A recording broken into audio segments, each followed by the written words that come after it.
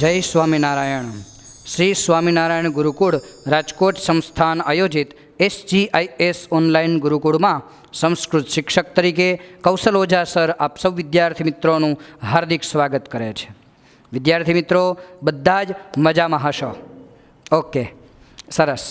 તો આજે આપણે ધોરણ 10માં સંસ્કૃત વિષયમાં ચેપ્ટર નંબર 6 એટલે કે કાષ્ઠખંડ લાકડાનો ટુકડો, બરાબર, એ આપણે જે પ્રસ્તાવના પાર્ટ 1માં સરસ રીતે જોઈ હતી, એ લાકડાનો ટુકડો જે કાષ્ઠખંડ એ નામનો જે પાઠ છે તેનો પાર્ટ 2 એટલે કે વિષય પ્રવેશ આજે આપણે એમાં કરવાના છીએ.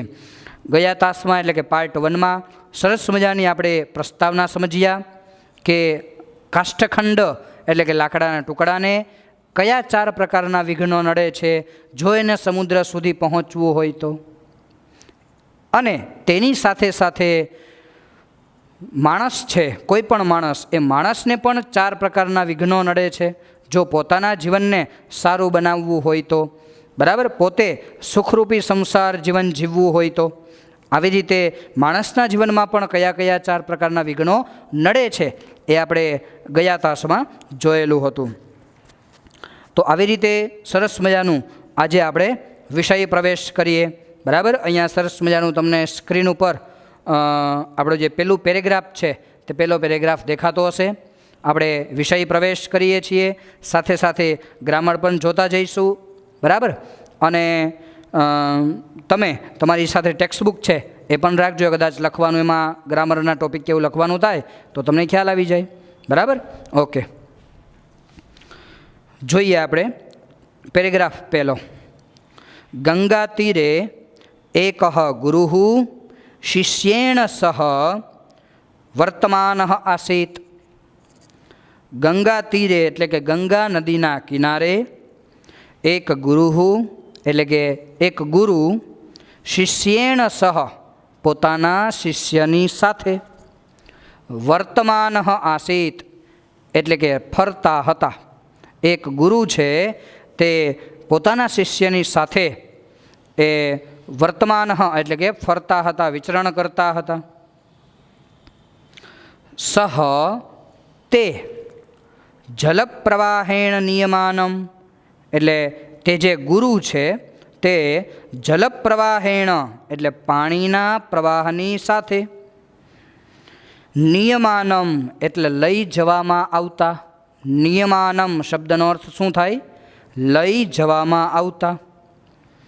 કંચન કાષ્ઠખંડમ, કંચન એટલે કોઈક એવા કાષ્ઠખંડ એટલે કે લાકડાના ટુકડાને, દર્શયન એટલે કે બતાવતા. નદીના પાણીના પ્રવાહની સાથે લઈ જવામાં આવતા એવા કોઈક લાકડાના ટુકડાને બતાવતા. શિષ્યમ આહ શિષ્યને કહ્યું. ફરીથી આખી લીટીનો અર્થ. ગંગા નદીના કિનારે એક ગુરુ શિષ્યની સાથે રહેતા હતા, ફરતા હતા. તે પાણીના પ્રવાહની સાથે લઈ જવામાં આવતા એવા કોઈક લાકડાના ટુકડાને બતાવતા શિષ્યને કહ્યું. અયમ આ જે લાકડાનો ટુકડો છે તે જલપ્રવાહેણ સહ પાણીના પ્રવાહની સાથે સમુદ્રમ પ્રાપ્સ્યતિ સમુદ્રને પ્રાપ્ત કરશે.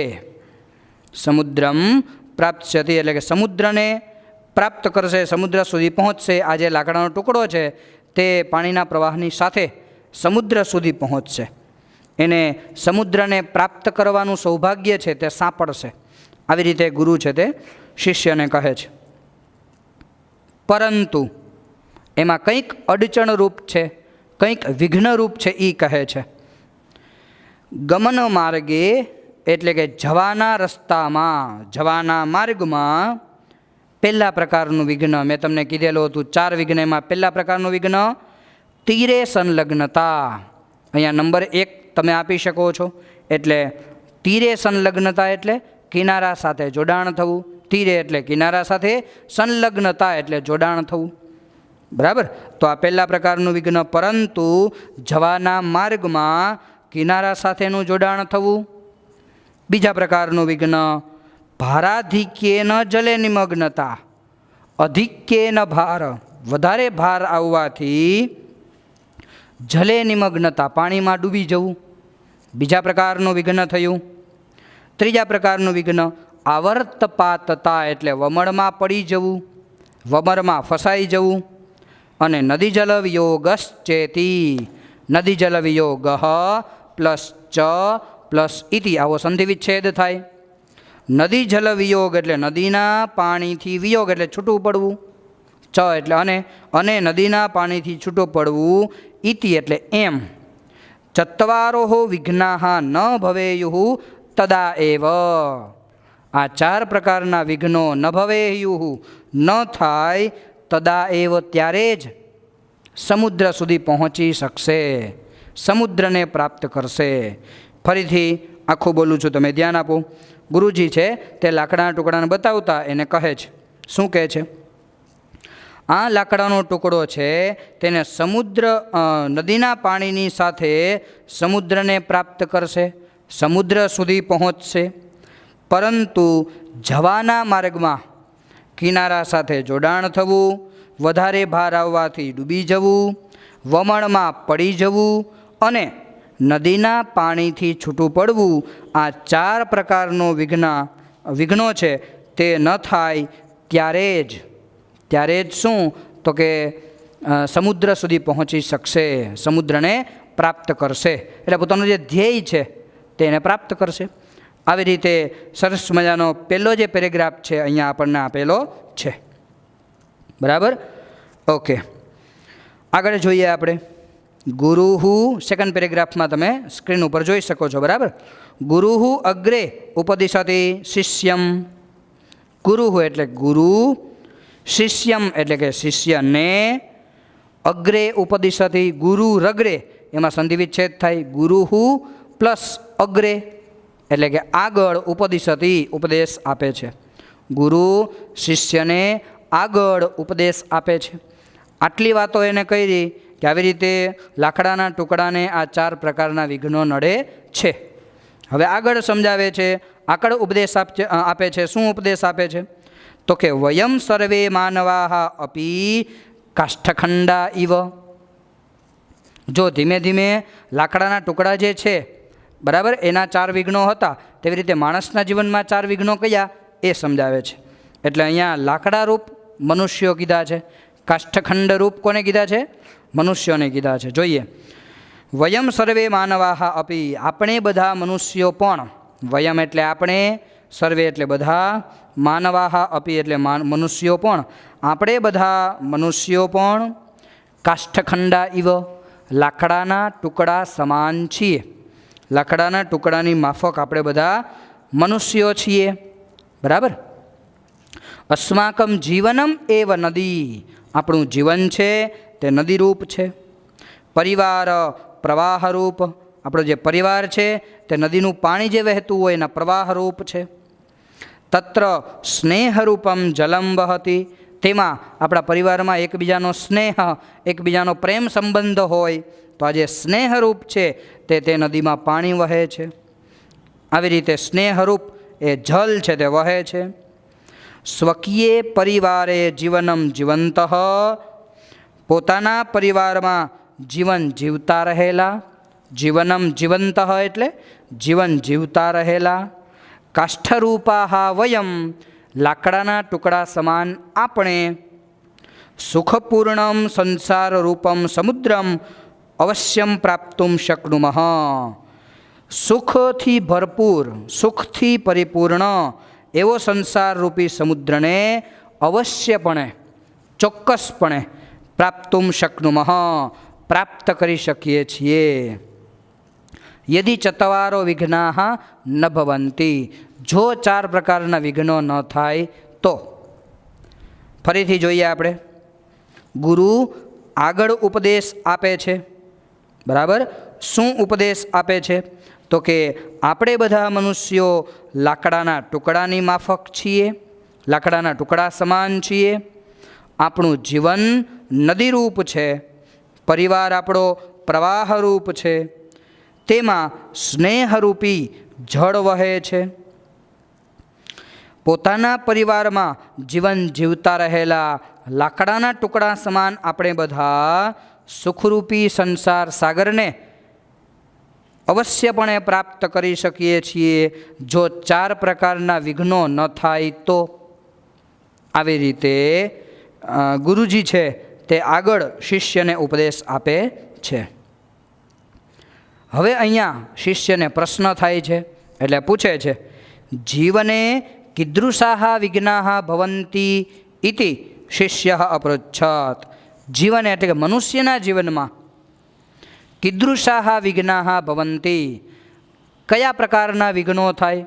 લાકડાના ટુકડામાં 4 વિઘ્નો જમે સમજાવ્યા, એ તો મને સમજાઈ ગયા કે કિનારા સાથે જોડાણ થવું, વધારે ભાર આવવાથી ડૂબી જવું, વમળમાં ફસાઈ જવું અને નદીના પાણીથી છૂટું પડવું. આ 4 પ્રકારના કાષ્ઠખંડના જે વિઘ્નો હતા તે મને સમજાઈ ગયા. પણ માણસના જીવનમાં કીદૃશાઃ વિઘ્નાઃ ભવન્તિ, કેવા પ્રકારના વિઘ્નો થાય છે? ઇતિ શિષ્ય અપૃચ્છત, એમ શિષ્યએ ગુરુજીને પૂછ્યું. ઇતિ શિષ્ય અપૃચ્છત. ભવંતી ઇતિ શબ્દ છે એ છૂટો પડશે, ભવંતી પ્લસ ઇતિ, આવો સંધિ વિચ્છેદ થાય છે. બરાબર, આપણે જે સ્વર સંધિ ભણવાના છીએ, સંધિ પ્રકરણ ભણવાના છીએ, એમાં તમને ખ્યાલ આવી જશે કે ભવંતી અને ઇતિ રસ્વ ઈ પ્લસ રસ્વ ઈ ઇઝ ઇક્વલ ટુ દીર્ઘ ઈ બનશે, ભવંતી તી. બરાબર, એટલે સ્વર સંધિ છે તે આપણે સંધિ પ્રકરણમાં આપણે સરસ રીતે એ ભણીશું. પરંતુ અહીંયા આપણે આગળ જોઈએ તો શિષ્ય છે તે ગુરુને આવો પ્રશ્ન પૂછે છે કે ગુરુજી, માણસના જીવનમાં 4 પ્રકારના વિઘ્નો એ કેવી રીતે આવી શકે? એ તો મને કાંઈ ખ્યાલ નથી. એટલે આવી રીતે શિષ્ય છે તે ગુરુજીને પ્રશ્ન પૂછે છે. બરાબર, આગળ જોઈએ આપણે. ગુરુહુ સમુપાદિશત, ગુરુએ ઉપદેશ આપ્યો. પહેલા પ્રકારનું જે વિઘ્ન છે તે પહેલા પ્રકારનું વિઘ્ન માણસના જીવનમાં કેવી રીતે અહીંયા ગુરુજી શિષ્યને સમજાવે છે, માત્ર નિમિત્ત બનીને, પરંતુ એ છેલ્લે બોધ તો આપણને જ મળવાનો છે. બરાબર, આ 4 પ્રકારના વિઘ્નો એ જો આપણા જીવનમાં આપણે પાર કરી દઈએ તો આપણે પણ સુખરૂપી સંસાર સારી રીતે જીવી શકીએ, સુખ આપણને ભરપૂર પ્રમાણમાં મળી રહે. તો આવી રીતે એ છેલ્લે આપણને બોધ પ્રાપ્ત કરવાનો છે. ઓકે, ગુરુહુ સમુપાદિશત, ગુરુએ તેને ઉપદેશ આપ્યો, ગુરુએ તેને આગળ સમજાવ્યું. શું સમજાવ્યું? તો કે નદીરૂપે જીવને, એટલે કે નદીરૂપી જીવનમાં, નદીરૂપે જીવને એટલે નદીરૂપી જીવનમાં આહાર, નિદ્રા, ભયાદય એટલે ભય પ્લસ આદય તીરભૂતા સંતિ. આહાર, નિદ્રા, ભય વગેરે તીરભૂતા એટલે કિનારા સમાન હોય છે. વિદ્યાર્થી મિત્રો ખાસ સમજો, આ જે પ્રશ્ન છે તે તમને સંસ્કૃત પ્રશ્નમાં પૂછાઈ શકે છે. આ વાક્ય બરાબર, શું પ્રશ્ન પૂછાઈ શકે છે? તો કે નદીરૂપે જીવને તીરભૂતા કે સંતિ. નદીરૂપી જીવને તીરભૂતા કે સંતિ, એટલે નદીરૂપી જીવનમાં કિનારા સમાન કઈ કઈ બાબતો હોય છે? તો આ આન્સર આવી શકે આહાર, નિદ્રા, ભય. બરાબર છે, ખાસ ધ્યાન રાખજો. તીરભૂતા કે સંતિ, આવો પ્રશ્ન પૂછાય, કિનારા સમાન કોણ હોય છે? તો આહાર, નિદ્રા અને ભય. ખાસ ધ્યાન રાખજો. બરાબર છે, કારણ કે આગળ આપણે આવર્તભૂતાની કે સંતિ એ આપણે શીખવાના છીએ એના પછીના પેરેગ્રાફમાં. બરાબર, આવર્તભૂતાની એટલે કે વમળ સમાન કયા કયા છે એ પણ તમારે યાદ રાખવાના છે, એ પણ સંસ્કૃત પ્રશ્નમાં પૂછાય છે. એટલે ખાસ તમે અહીંયા તીરભૂતા, કિનારા સમાન કઈ કઈ વસ્તુઓ છે? આહાર, નિદ્રા, ભય વગેરે કિનારા સમાન છે. એટલે આવી રીતે તમારે યાદ રાખવાનું છે. તીરેષુ સંલગ્નતા નામ, એટલે કિનારામાં સંલગ્ન થવું એટલે કે આહાર, નિદ્રા, ભય આદિનામ સેવને સતતમ પ્રવૃત્તિ, એટલે કે આહાર, નિદ્રા, ભય વગેરેના સેવનમાં સતત ને સતત પ્રવૃત્ત રહેવું. આહાર નિદ્રા ભય બધું સાહજિક રીતે સ્વાભાવિક રીતે જરૂરી છે મનુષ્ય જીવનમાં, માણસના જીવનમાં બધું જરૂરી છે, પરંતુ એ વધારે થાય તો એ વિઘ્નરૂપ છે. એટલે એમાં સતત ને સતત જો જોડાઈ રહીએ તો એ વિઘ્ન છે, આવું કીધું છે અહીંયા. બરાબર. ફરીથી તીરેસુ સંલગ્નતા નામ, કિનારા સાથેનું જોડાણ થવું એટલે આહાર નિદ્રા ભય વગેરેના સેવનમાં સતત પ્રવૃત્ત રહેવું. આહાર નિદ્રા ભય વગેરે સતત ને સતત એ કરતા રહેવું. બરાબર. તો એક વિઘ્ન છે. વસ્તુ તસ્તુ, વિદ્યાર્થી મિત્રો આ શબ્દ ખાસ સમજજો, પૂછાઈ ગયેલો સંધિ છે. વસ્તુ તસ્તુ સંધિ વિચ્છેદ થાય, વસ્તુતઃ પ્લસ તુ, વસ્તુતઃ પ્લસ તુ. વસ્તુતઃ એટલે ખરી રીતે અને તું એટલે કે તો. ખરી રીતે તો આવો મિનિંગ નીકળે છે આ શબ્દનો, એટલે ખાસ ફોકસ કરજો. વસ્તુ તસ્તુ, વસ્તુતઃ પ્લસ તુ એટલે ખરી રીતે તો, વાસ્તવિક રીતે તો. આહારાદય સેવનીયા ભવંતી, આહાર વગેરે સેવનીય હોય છે, એટલે કે સેવવા યોગ્ય હોય છે. આપણે એની જરૂર હોય જ છે. આહાર નિદ્રા આ બધી જરૂરિયાતવાળી વસ્તુઓ છે, તો એ સેવવા યોગ્ય હોય છે. તથાપિ છતાં પણ, તત્ર એટલે તેમાં, આહાર નિદ્રા ભય તેમાં, સતતમ સંલગ્નતા વિઘ્ન એવ, સતત ને સતત સંલગ્ન રહેવું, સતત ને સતત જોડાઈ રહેવું તે એક પ્રકારનું વિઘ્ન છે. આવું અહીંયા કીધું, તે એક પ્રકારનું વિઘ્ન છે. આહાર નિદ્રા ભય વગેરેમાં સતત પ્રવૃત્ત રૂપ રહેવું, સતત પ્રવૃત્ત રહેવું તે વિઘ્ન ભવતી. જો વિઘ્નરૂપ બને તો, ચેત એટલે કે તો, કાષ્ઠખંડા રૂપા વયમ લાકડાના ટુકડા સમાન આપણે, સુખરૂપમ સમુદ્રમ સુખરૂપી સંસાર સાગરને પ્રાપ્તુમ ન શકનુમઃ પ્રાપ્ત કરી શકતા નથી. એટલે આવી રીતે પહેલા પ્રકારનું જે વિઘ્ન છે તે અહીંયા ગુરુજી પોતાના શિષ્યને સમજાવે છે કે પહેલા પ્રકારનું વિઘ્ન જે છે તે આપણા જીવનમાં આવવું જોઈએ નહીં. બરાબર. જો એ પહેલા પ્રકારનું વિઘ્ન ને આપણે પાર કરી જઈએ તો આપણે સુખથી ભરપૂર એવો સંસાર સાગરને આપણે સારી રીતે પ્રાપ્ત કરી શકીએ છીએ. બરાબર. ફરીથી આખો જે પેરેગ્રાફ છે તેનો અર્થ તમને કહી દઉં છું. ગુરુએ ઉપદેશ આપ્યો, નદીરૂપી જીવનમાં આહાર નિદ્રા ભય વગેરે કિનારા સમાન હોય છે. કિનારામાં જોડાણ થવું એટલે કે આહાર નિદ્રા ભય વગેરેમાં સેવનમાં સતત ને સતત પ્રવૃત્ત રહેવું. ખરી રીતે તો આહાર વગેરે સેવવા યોગ્ય હોય છે, એટલે કે જરૂરી હોય છે, તો પણ તેમાં સતત સંલગ્ન રહેવું એટલે કે તેમાં સતત જોડાણ થવું તે એક વિઘ્ન છે. જરૂરી તો છે જ, પણ સાથે સાથે જો એમાં સતત પ્રવૃત્ત રહે તો એક પ્રકારનું વિઘ્ન છે. આહાર નિદ્રા ભય વગેરેમાં સતત પ્રવૃત્ત રહેવું એ જો વિઘ્નરૂપ બને તો લાકડાના ટુકડા સમાન આપણે સુખરૂપી સંસાર સમુદ્રને પ્રાપ્ત કરી શકતા નથી. સતત ને સતત એમાં પ્રવૃત્ત રહેવું જોઈએ નહીં. આહાર નિદ્રા ભય આપણી જરૂરિયાત પ્રમાણે આવશ્યક છે, જરૂરી છે, પરંતુ એમાં સતત ને સતત સંલગ્ન રહેવું એક પ્રકારનું વિઘ્ન છે. અને જો આવું વિઘ્ન નડે તો આપણે આપણો સુખરૂપી સંસાર એ પ્રાપ્ત કરી શકતા નથી.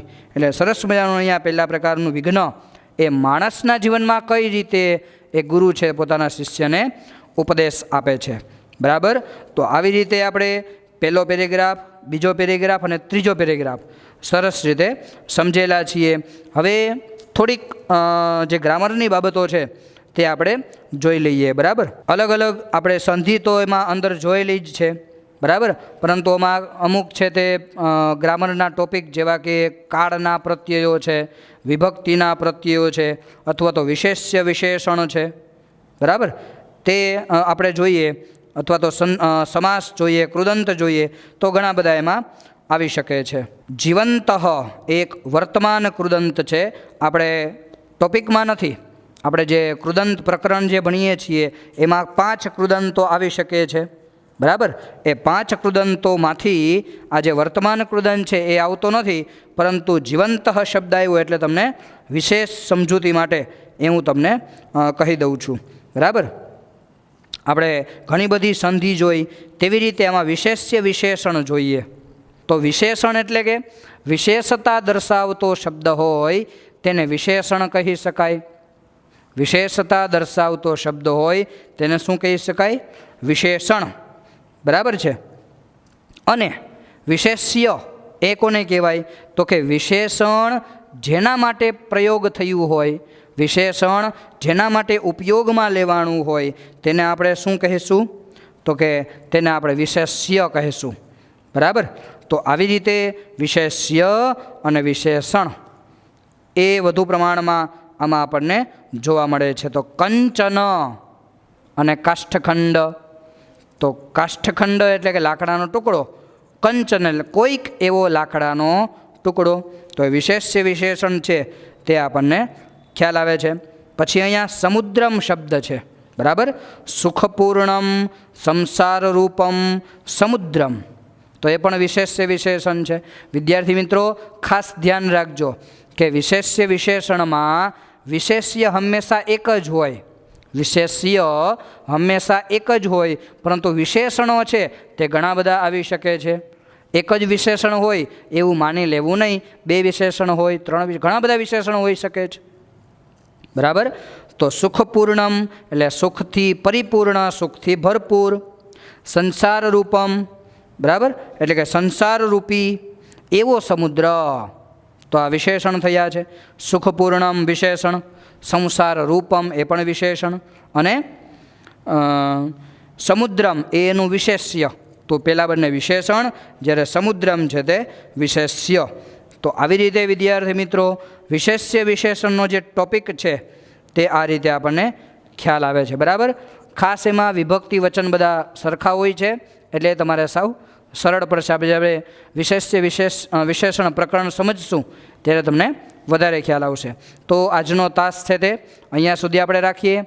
બરાબર, જે પાર્ટ 2માં આપણે વિષય પ્રવેશ કર્યો એમાં પહેલો, બીજો અને ત્રીજો પેરેગ્રાફ એ આપણે સમજ્યા. અને 4 પ્રકારના જે લાકડાના ટુકડાના વિઘ્નો છે તે સમજ્યા. એની સાથે સાથે માણસના જીવનમાં પણ આવા વિઘ્નો નડે છે. એમાંનું પહેલું વિઘ્ન એ આપણે જોયું. બરાબર, તો બધાને સરસ રીતે સમજાઈ ગયું હશે.